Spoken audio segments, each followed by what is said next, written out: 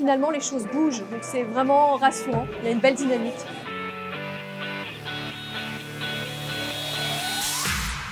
Le sommet de l'inclusion économique 2022, organisé au ministère des Finances par la Fondation Mosaïque sur le thème Agir avec impact, a réuni plus d'une centaine d'entreprises, institutions et associations prêtes à s'engager en faveur de la diversité et de l'inclusion économique. Et 10 000 décideurs se sont mobilisés à cette occasion. Faire de l'inclusion dans nos collaborateurs est une entreprise inclusive, est une source de richesse aujourd'hui pour nos entreprises. Donc au-delà de l'engagement sociétal qui nous semble évident et en phase avec nos valeurs, c'est aussi important pour la création de valeur de l'entreprise. Il faut se rendre compte qu'aujourd'hui, ce sujet devient une évidence par rapport à il y a 15 ans, mais c'est loin d'être gagné et que si on ne se saisit pas de ce sujet-là, on va être en décalage par rapport à son marché, par rapport à ce qui est attendu d'une entreprise citoyenne. Je sens qu'il y a une ambition qui est montée, je sens qu'il y a une envie de collaborer et je sens qu'il y a une envie de réussir. Près de 50 plénières et ateliers ont eu lieu dans les locaux du ministère à Bercy. L'occasion de partager des pratiques et de confirmer des engagements forts en faveur d'une société plus inclusive et pour faire avancer ce sujet créateur de valeur pour l'économie de notre pays.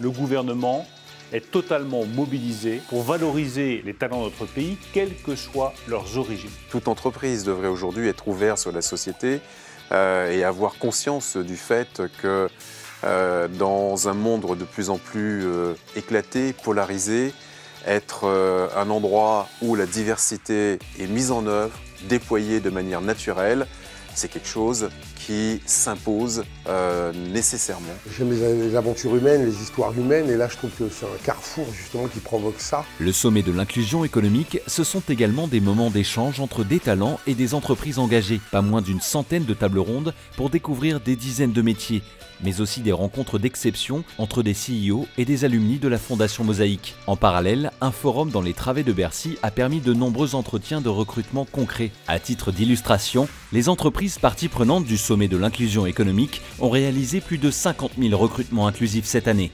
Le sommet de l'inclusion, c'est vraiment important. On n'a pas souvent la chance de discuter avec des recruteurs et des dirigeants en face à face. Ce qui, moi, me porte, c'est la part de la mission sociale des entreprises. On va essayer de faire du buzz sur toutes ces entreprises qui recrutent, qui sont dans des positions d'ouverture forte et surtout qui ont compris en fait avant les autres que la diversité c'était une source de performance économique. Et la nouveauté cette année, ça a été aussi d'embarquer les entrepreneurs. On a lancé un fonds de financement dédié à l'entrepreneuriat. Les porteurs de projets et les entrepreneurs issus du quartier populaire ont besoin de notre soutien. Moi, ce que je retiens de cette journée formidable, c'est qu'il y a une attente de la part des entreprises. Quand j'entends les entreprises exprimer des objectifs de recrutement à 15% sur leur volume, eh bien, il va falloir mettre le paquet aussi dans cette direction-là. Donc le sommet se décline dès demain en mouvement de l'inclusion économique avec des entreprises, des associations, mais également les pouvoirs publics qui doivent aussi faire leur part.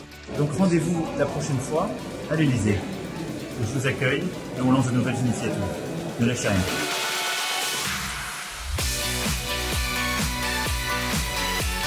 Finalement, il faut mobiliser tous les acteurs, quels qu'ils soient. On a croisé beaucoup de jeunes qui cherchaient un job, on a croisé des entreprises, des associations. Et finalement, c'est tout cet écosystème qui contribuera à faire qu'un jour, peut-être, on n'en parlera plus, ça sera une évidence.